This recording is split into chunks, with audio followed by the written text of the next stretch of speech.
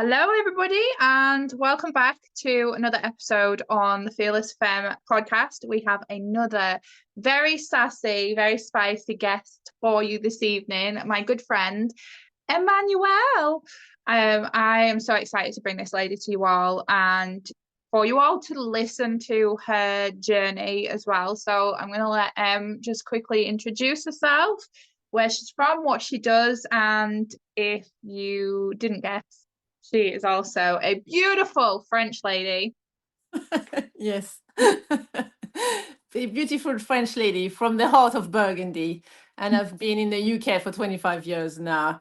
I am a personal trainer and a wellness coach. And I teach people about metabolic health and unconventional kettlebell, basically exercises and complexes, because I found that many people are into fitness, want to get into kettlebell, and but don't know how, don't know the foundations, and also don't necessarily want to do the power stuff that everyone wants. So this is what I teach the non-power stuff, but is still a lot of strength work, and is be absolutely amazing for people who have chronic pain, arthritis, and all those. There's so much that we can do with people who are living in pain and to become pain free.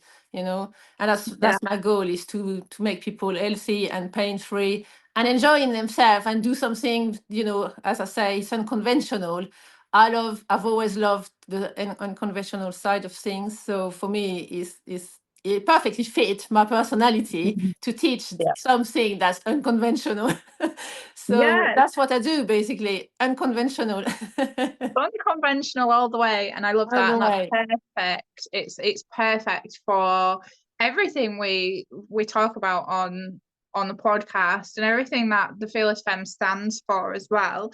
So just before we actually jumped on to start recording this episode, me and Em have actually been working together for a couple of years now. So we Yes. know each other pretty well. We have met in person, and just it's been, for we've met in person a couple of times now, gone out for a meal, which has been amazing.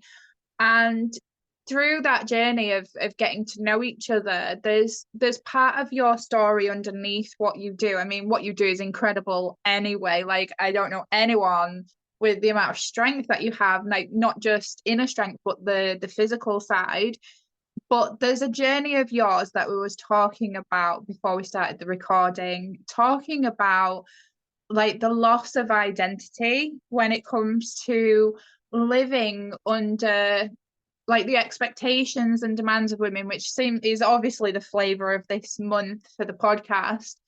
But the journey that you've been on through the burnout, that I'd really love for you to share, and also around like the identity shift at like when we reach an age where it's Mm. considered midlife, and this feeling that it's too late for women and that we have to do things a Yeah. certain way, and that feeling of loss. And I think we mentioned like a feeling like parts of ourselves have been abandoned. So like I would really love to get your take and for you to share with everyone kind of your story around that, your journey. Yeah. If I start from the beginning, I was born from a single mom family. My mom had mental health issues, so she couldn't really look after me. But so I was foster cared, but she had a very strong presence still, even if I was foster cared. So, but she was very controlling. We didn't have a good relationship, and she was very controlling and stopped me from doing a lot of things. So for me, I spent my childhood basically kind of doing as I was told, but always thinking I was meant for more. And it constantly went into my mind as a little girl, I'm meant for more, I will do more. And I remember thinking when I was around my childminder, my foster carer, they had a lot of students who used to come from abroad. They were farmers, and there was an agricultural school nearby, and they used to send a lot of students from there. and they came from all over the world. And I remember thinking, oh wow, if they can do that, I will do this. Mhm. When I'm older, because I was always dreaming about this escape, because I was like, yeah, I can do more than being here. I can do more than being here.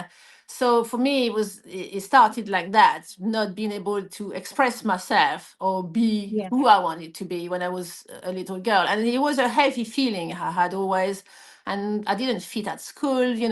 I was succeeding at school. I was good. I was top of class, but I was Yeah. struggling so much to do it the way I was told to do. So already I had that bit of unconventional in me, where I wanted to be different, basically. Yeah.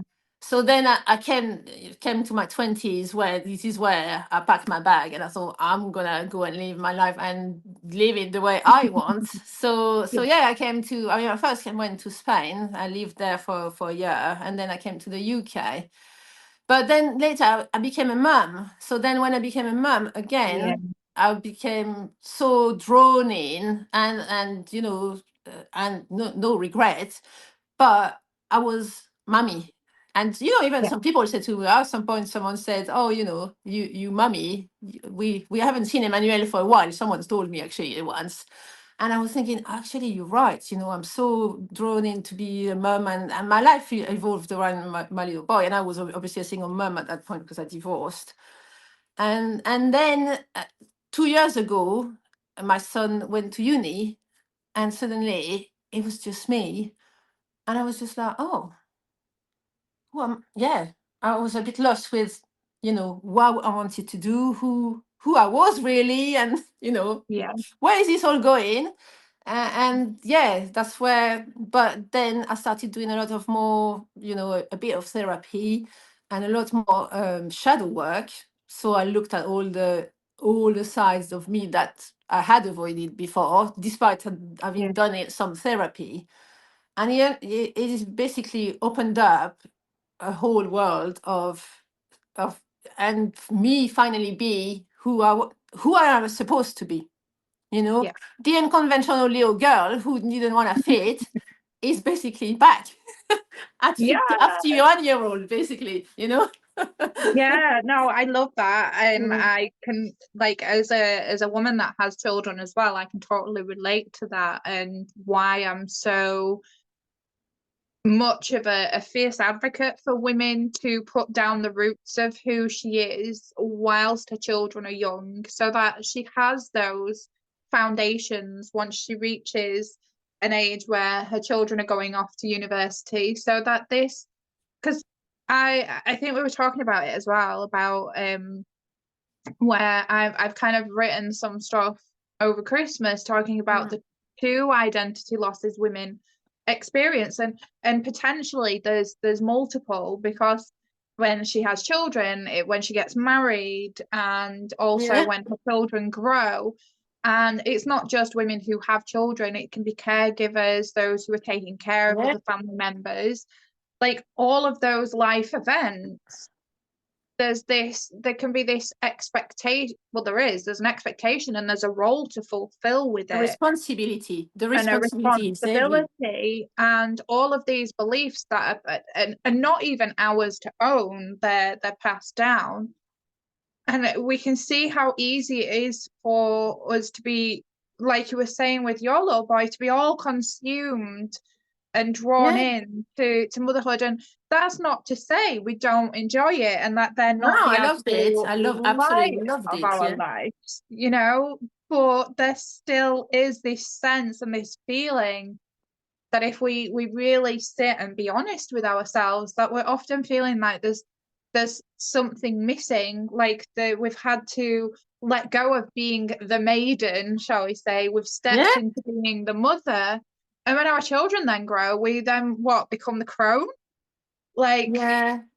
Because I and found when I was a mum, I was I was partly myself for sure, but I was an a tamed, sorry, the opposite, a tamed version of, yeah, of myself, because I didn't allow so much the playful Emmanuelle. I've always had a playful personality, someone who likes to joke all the time. And, that went away a little bit because I was, being a single mom and getting shit done, basically, and go, go, Yeah. go. And in my job, I was like masculine environment and like achieve, achieve, achieve, achieve. I got swallowed in completely. And there Yeah. was, and you lose yourself into all this because you have to be really strong to not lose yourself while all this is going on, and all the conform to society, and all these things that happening around us as well. And for me, I found really at 50, I mean, I basically went to, my mum died 4 years ago, and I went to scatter the ashes. And when I come back, I was like, you know what? I've always wanted to be a PT. I'm doing the course. And I literally came back home, dropped my bag, opened my laptop, and bought the course. And then I was there. I started training and training people, and now, as you know, I'm working in the background on Yeah. basically getting my business, and I'm doing it the way I want because so exactly the way I want in the term of doing unconventional training, and I'm just feels so much myself and so much more as well to develop, because it's giving me more being more myself is giving me as opens more doors and more Yeah. I don't know, confidence, and everything is just it's Because rolling it's into it. creating the space for it, isn't it? Because Yeah. I've been having conversations recently about when we're not truly satisfied with where we're at, and we're often feeling that sense of craving something more, like we're missing something. Yeah. Like, I've often been taught, and I think if any of you were signed up to my newsletter, you would have read that in the recent ones as well, about creating this space for where you want to go, who you want to be, and what you want to experience. Often isn't just about removing the stuff that feels negative and heavy and toxic, but actually it's also taking a look at what's keeping you rooted in where you're at, Yeah. and what needs to change, what do you need to challenge yourself on to create the space for that version to come in. But I want to touch upon what you was talking about as well. Once your son left and you were kind of there, like, what the fuck do I do with myself now? And I Yeah. think there is a name for it, and it is called empty nest syndrome. Emptiness. That Yeah. empty nest syndrome. And it's this whole idea, because obviously as we're mothers, it's our nest. We're taking care of our babies. And then once they fly the nest, Yeah. there's nothing there's nothing there. And that's usually because we've attached our entire identity to a role that we're fulfilling. Yeah. Once that role has been fulfilled and it's not required anymore, it's like, well, who am I? What am I going to do with myself now? And I think a lot of women reach this point and think they're now too old. It's too late to go back and do the things that she feels she missed out on. Like, I mean, if we're being completely honest, some of the things that you get up to in your spare time, is really fun, really vibrant, really energetic and fun, and not the stereotypical things that you would expect a woman who has had her children and they've grown and is now reclaiming that time for herself. You wouldn't expect that. But I think there is this heavy belief for women that once their children have grown up, or once the family and responsibilities have lifted, that it's then too late for them to do anything about it, to go back to college and study, to set up that business, to start those classes. So I'm like really intrigued into how you moved through that identity shift again, like 2 years Yeah. ago. Well, at first he hit me a bit hard because my mom had died um, two years before that. My foster mom died Oh Christmas God. a year ago, so it came with a loss of family, and then Alexei left at the same time. So everything hit me at the same time, and I felt. I mean, I'll be honest, I felt very lonely. because I think it was the Mhm. loss. The real loneliness was the whole loss of everyone. So everyone Yeah. was gone, and I was having fears as well. I was thinking, I was worried about my son maybe dying as well, because I started being like thinking, oh my God, what if he goes as well, and everyone is leaving, Yeah. and I had a lot of things slipping away that were not good to me. So I was in a period of shedding stuff, of Great. basically letting go, and so it was a lot of grief for a Mhm. little bit, and it was not nice. But and also obviously I'm 51. I'm going to be 52 in August, and I'm going through perimenopause. So everyone bash you with, oh, menopause, that's it, everything declines. But for me, I see completely the opposite. I so do not feel like this. For me, so actually almost like giving me another go at life. It's the Yeah. new, yeah, it's like the new era, I'm in my fuck it, I'm doing it era, Pocket era. I love that. Pocket you era. know, I just thinking, why not? Because now, to be fair, because obviously I teach metabolic health and I obviously live by it. And I Yeah. feel I have more energy than in my 20s. Because in my 20s, I was always sick, always low energy, always, having so many problems. I'm in good health now, touch wood, and I work on it all the time, which means I've got energy that I didn't have. And as you say, I do stuff. I mean, the kettlebell training I do is quite intense, and I'm like, I Yeah. can't believe I'm 52 and doing that.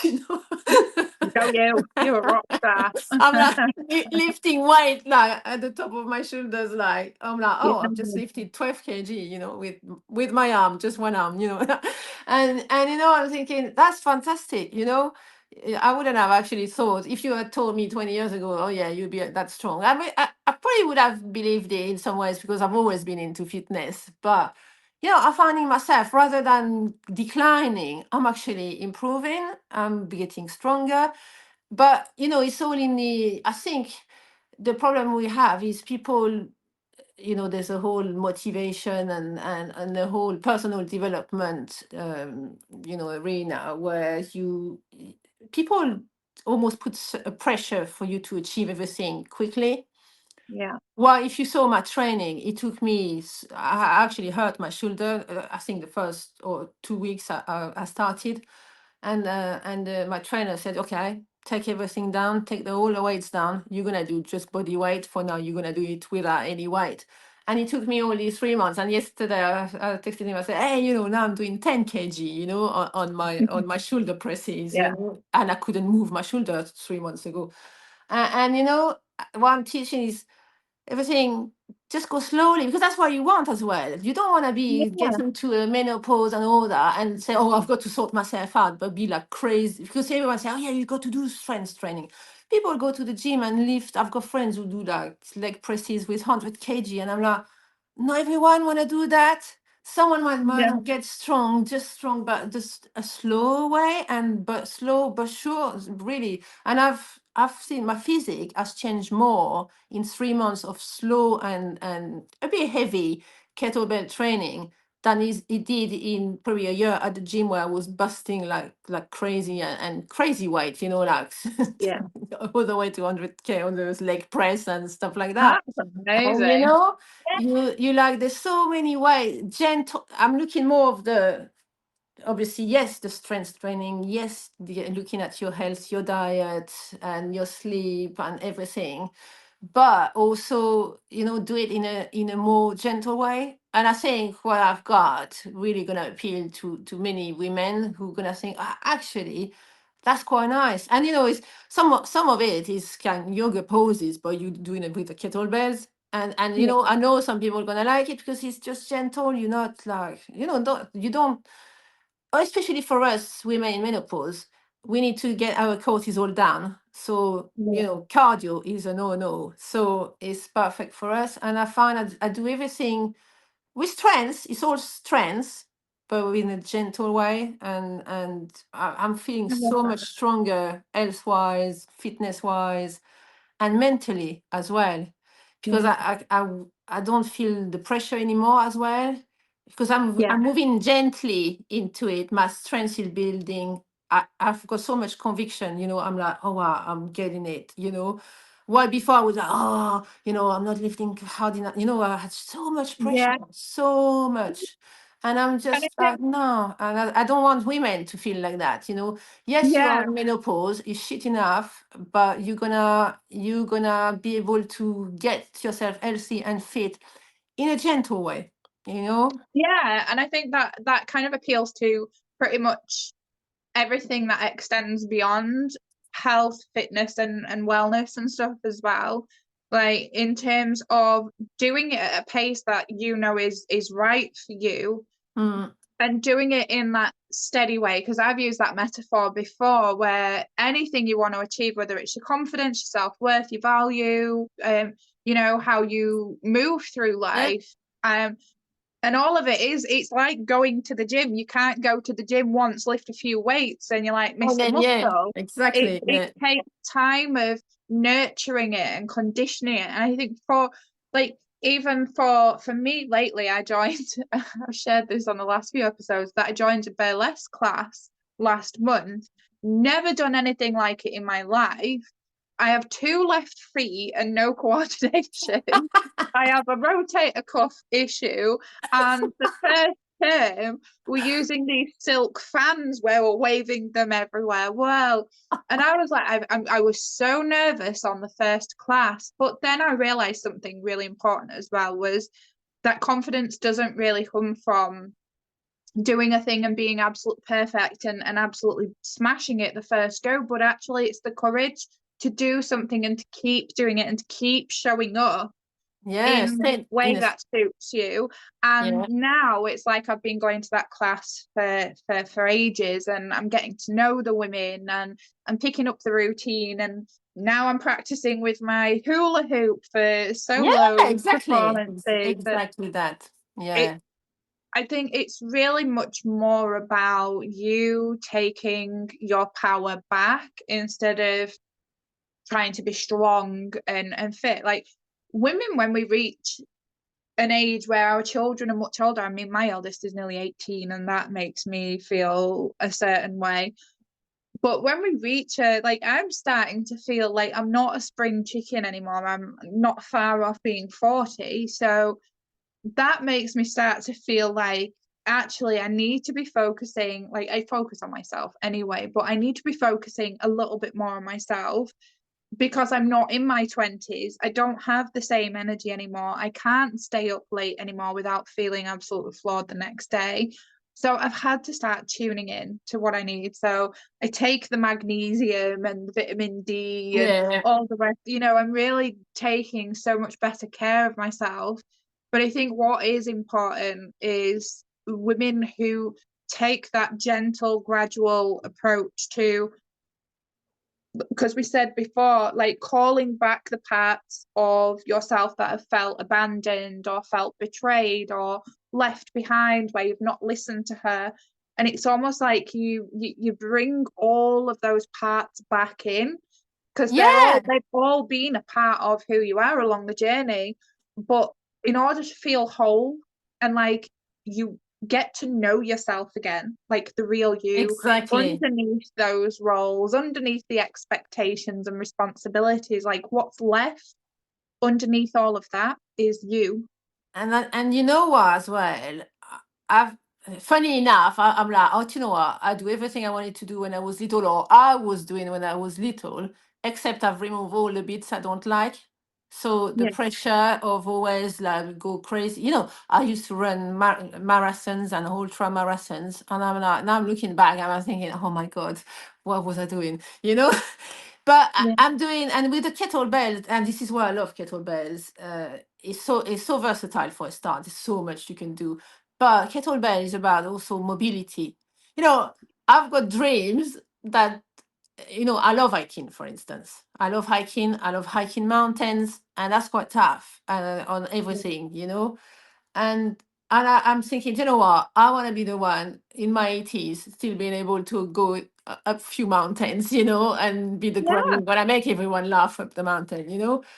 And you know, but that requires some flexibility. So when I started doing the kettlebell, you wouldn't believe. I used to be do gymnastics when I was little, so I was like an elastic. And now I'm like I'm so stiff in so many ways. So when I started kettlebell training, I literally had to take back. I said to my trainer, I feel like a toddler learning to walk again because I had to take back everything. I was stiff in my hips, stiff in my back, stiff in my shoulders, stiff. You know, it was just like it brought up all the injuries, and that's why Yeah. I love kettlebell as well because it's accessible to, for instance, people who have chronic pain and can't move. You can start with so little and get so strong. Because there are some people who have chronic illnesses now. When I said to you exactly that, like I had burnout and I had to stop all the racing, and I don't want to go back to it. But some people Yeah. are like, oh, you know, I used to be fit, I used to be this, and I've lost all that. And you know, they grieve it, they grieve that part Yeah. because they it's a real loss to them because they love their fitness, they love. But I found kettlebell it's a hard discipline in some way and a tough discipline, but it can you can do so much for someone who are not mobile. You know, all the people in my group I am training with. Basically, the trainer he teaches certification, so he teaches you the form and the techniques and all the flexibility, the mobility. He teaches everything because he has to be for a certification. It has to be perfect. Yeah. And there's so many people who have hold injuries, who have so many, yeah, we all have something, a shoulder or a leg that's not working properly. And you know, after several months, we all like, oh wow, the progress. So to me, Yeah. is kettlebell is I know some people don't necessarily see how much they can do with it. And that's what I want. I want to go out, you know, when I come out, I really want to show people who are in pain that actually is your way out.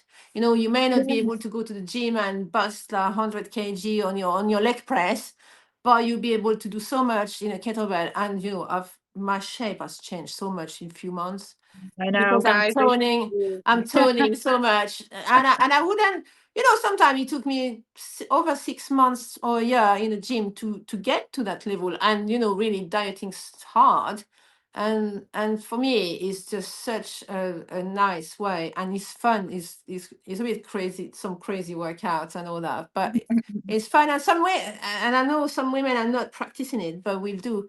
I mean, everyone who's like me got into kettlebells is not saying, "Oh, I wish I'd known that before," Not because sane.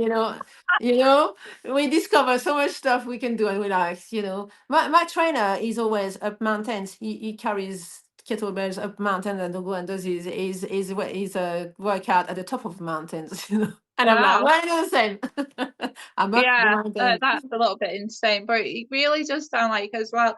Like I love what you found with kettlebells, and what you're talking about is that sense of freedom and Yeah, taking that freedom back. Because I think even with me, like on a personal level, so I can't speak for everyone who's listening, yeah, but I know when I've had, especially just recently in my shoulder and my arm, and the pain and the difficulty with that, that it's very easy to slip into, well, I can't do anything about it. So yeah, like with the burlesque class and the silk fans, yes, my shoulder would ache the next day because we're twirling fans everywhere. But I didn't stop using my shoulder. I mean, I've got a house full of children, so I can't exactly stop using my right hand and my right arm, but I think it's very easy to slip into, well, that's that. I can't do anything about that now. That's that dream gone, or that's that goal I had gone because I've got this pain, or I've got this issue, or this problem and this challenge. When actually, what it sounds like you're going to be doing in your unconventional ways is helping people to see that actually there is so much more out there for them that yeah. they can access in a way that they need it to help them, because it's not, like you said, it's not about just being physically strong, it's about feeling that empowerment that you can take control of something, you can do something about it. but you're not powerless. Exactly. Like, And I love also you that. can, yeah, and you can be part of a, like I'm in the group, all the people who are there, we're doing challenges at the moment, and it's not everyone who does them, but you choose if you can't, if you can. And I'm doing it with people who have got the certifications in the group. Mhm. So they've been doing this for 2, 3 years. They're doing the power stuff. They're doing so much better.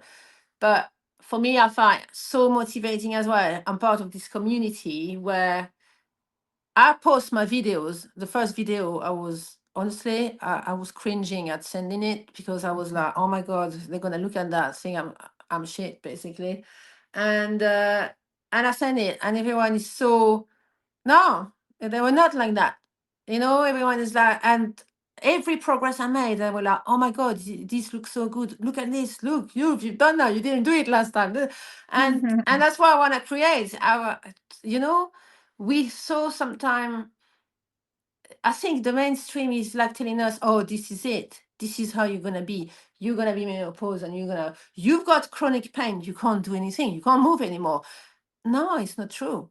It's not true. There's so much open for you if you decide so, and Yeah. and it's you. You have to decide, and once you do, you can progress. And yes, it takes a time. It's gonna take me a whole year and more to get the certifications. Yeah, it's a Yeah. lot of work, a lot of hours of training, but I'm as long as you enjoy the process, I'm enjoying it. I'm seeing my little Yeah. progress. I'm so happy every week. Every week I make a little progress. I increased my weight by 2 kg this week. I was like, oh my God, I can do this with 2 kg more. You know, and Yeah. and it's that without the pressure. Yeah. Is I feel, because for me I've lived so many years as the high performer. I was high performer, one of the highest performer in my job, in my company that I work at in the automotive industry, and at Ford. Yeah. Uh, and I was among 4,000 people in the building. I was among the fifth, the five highest performers. And I was like, perform, perform, perform. And then I was going out and obstacle races, ultra marathons, and I got burnout out of it. Yeah. And now it's about, and that's why I need to decide as well. Sometimes it's about, I'm gonna get rid of everything, and I'm gonna restart. And that's what I found about getting to 50, getting to midlife, getting to menopause. It's a way of saying, life is saying to you, like, see, I had a burnout. It was the way of Mhm. saying to me, hey, you need to change your ways. You need to chill, Yeah. chill the hell up. You need to change your ways. You've got everything to change, because look at you, how stressed you are. Look at you. So it's a moment to say, oh, if you have a chronic illness, say, okay, you know, I need to now change my ways, because I need to find out how the hell I've got this, and how can I go forward, what can I do to improve a little bit at a time, whether it's diet, whether it's Yeah. exercise, whether it's your sleep, whether it's maybe managing your nervous system better, so finding the techniques to and understand your nervous system, understand the psychology of it. It might be, I read so many books about psychology, and each book I've got a breakthrough on it that Wow. applies to me. Each book, and I read stuff on inner child, on I was reading some Carl Jung stuff, shadow work, or on relationship stuff, on whatever I read. There's a breakthrough through it. Yeah. So Is it's there about anything you finding. don't do? It's about finding your way through everything, and same with my training. I find stuff. I do stuff now. I'm like, oh, I didn't know I could do that. You know. No. So it's about being curious, and the world opens up. Once you get 50, you get to decide how you want, because you no longer have anyone to tell you. When you were a child, you had the parents telling you what to do. You had the school telling you what to do. Then you went to work, and at work they tell you what to do, da da da, what time. Once Yeah. you get 50, the world opens up. And menopause to me is only showing you. So if people who have all the symptoms, it's showing you where you need to work on, what you need to work on. And Yeah. that's your opportunity to say, oh, fuck it, I'm changing now. you know, and Yeah. now I can build myself. What do I want?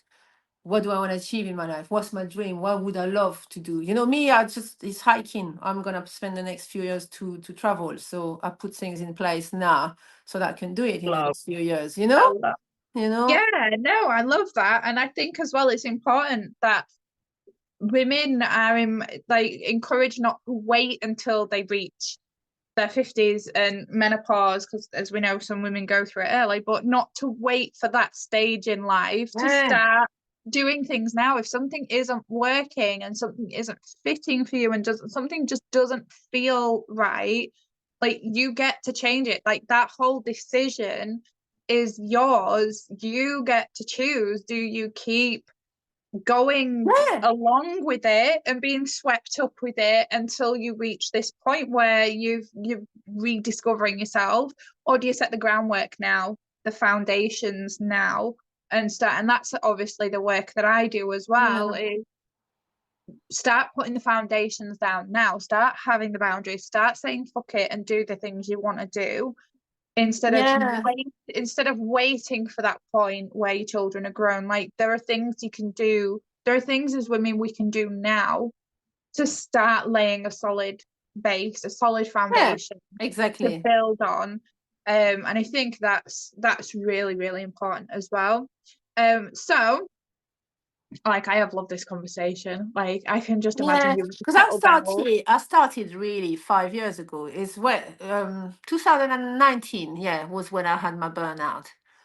And I had zero energy. I went rock bottom. I was literally rock bottom mentally. It was one of the worst time of my life. I felt so rock bottom, and Mm, that's why I had to like, wow. And that was the realization: nothing has worked. Oh, what do I do? You know, yeah. and and then that's why I started working with a health coach and taught me all the protocols. Now I'm teaching myself, and yeah, I build up. I can't believe how much I've built up from there. And I'm looking back. I don't know who that person was anymore. That person was just, yeah, so different.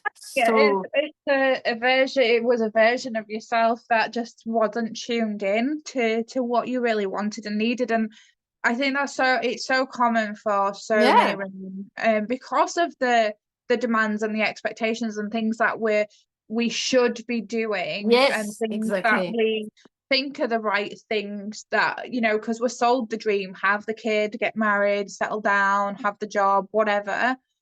And I think there's a version of us that just becomes so suppressed. It's not surprised that we Yeah, experience. And I think sometimes like burnout, I've been through burnout, not to the same degree, but um I think it really does give us an opportunity, doesn't it, to make that decision. Do we continue doing what we've always done and hoping that something changes, or do we decide to make the changes ourselves and take that leap? And both of them are scary as hell. And to it's not a Jungian term, but I shared it on the last podcast, which is out on Wednesday, is you're either trading short-term gain for these quick wins that you're having, like going and hiking and doing a yeah, marathon or being a high achiever at your workplace. They're short-term wins. yeah, They feel good in the absolutely. moment, Yeah, they feel good in the moment for a split second, but then you've still got the long-term pain that you're carrying around. Or you decide, actually, I'm going to take control of this thing. I'm going to do what I want to do. I'm going to reconnect to myself.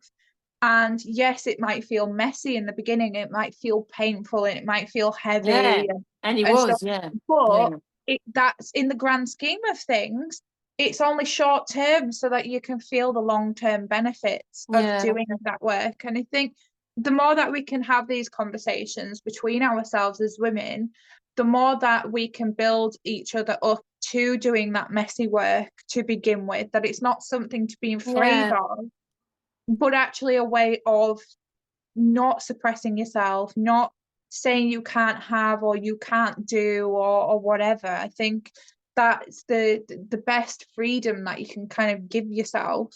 I mean, I've loved your journey ever since we first worked together. It's just immense. The Because also knowledge. you need to look at the trauma. You know, me, I had a lot happen in my childhood that Yeah. I kept secret for 40 years. So that's why the burnout happened. It must have been meant to be that way. The burnout happened, I started this therapy, and when I did the therapy, you know, if you have been bottling up for 40 years, everything that happened and you've not dealt with it, it's gonna be a tsunami of an emotion, basically. Yeah. So that's what, and I had to look at that. So, and I still look at certain stuff. I still reading books where, you know, it helps me process some of the stuff still. And that's what people need to do, you know. You get your chance to maybe put your past behind as well, because it's not just, you know, oh, I'm going to change my fitness, I'm going to change. It's about you as a whole person, and you being a whole person, but you will never be the whole person if your trauma is still deep inside.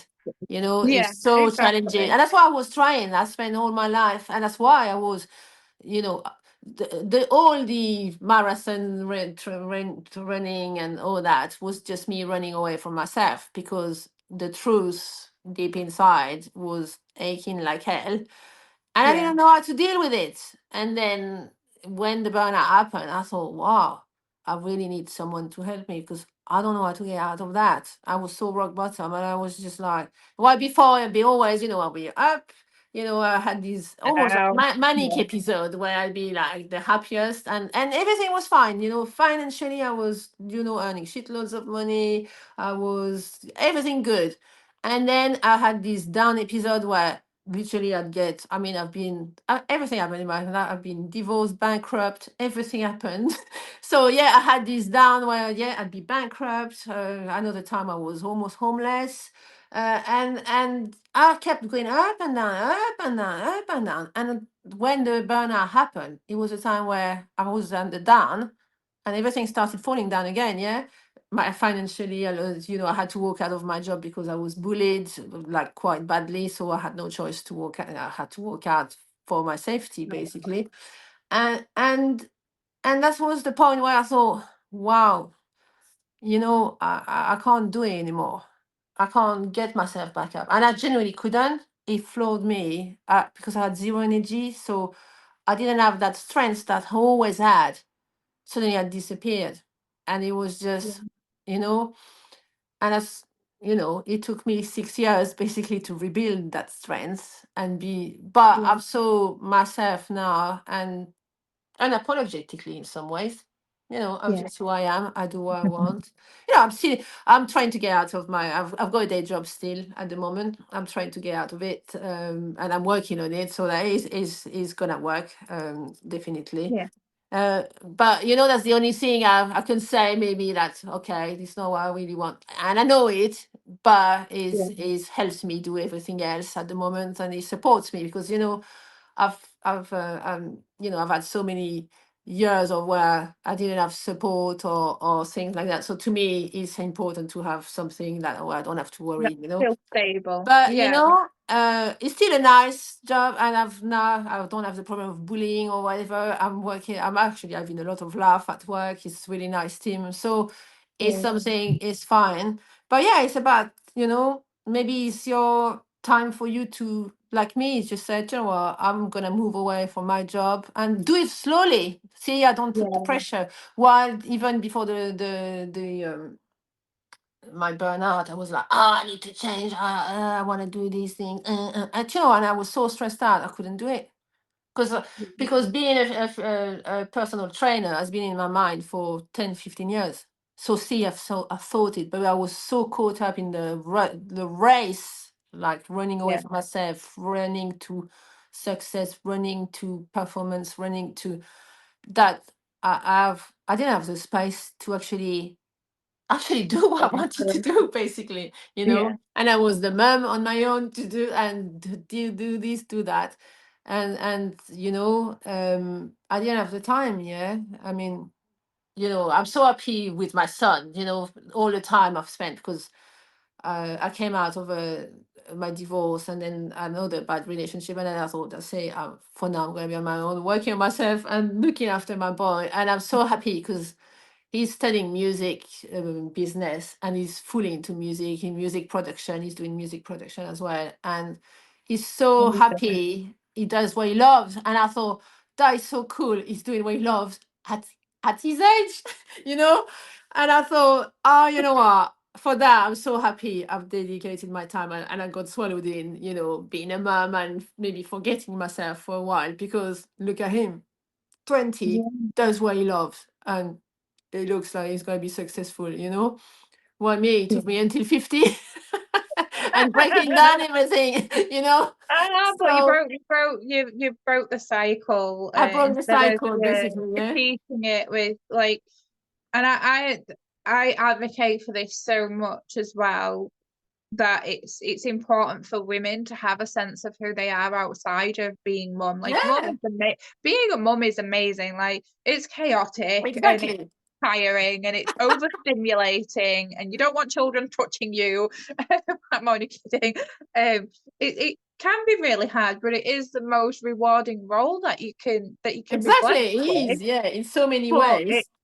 it's also important that we have the opportunity to be women outside of that as well, and we can still, it doesn't mean that you're not putting your time and your energy and your effort into raising your kids, but when a woman is regulated and taking care of herself and voicing her needs and taking care of those needs, that only serves to have a more regulated, less Yeah, stressed mum to be around. And when you've got that, then your children are only going to thrive even more, and they're going to see that modeled. And exactly. it's a big topic. I could talk about it for days. Yeah, me um too. there's still such a big belief that we come secondary to our kids, and that we No, chose the no. responsibility of having children. Yeah, we choose to have children.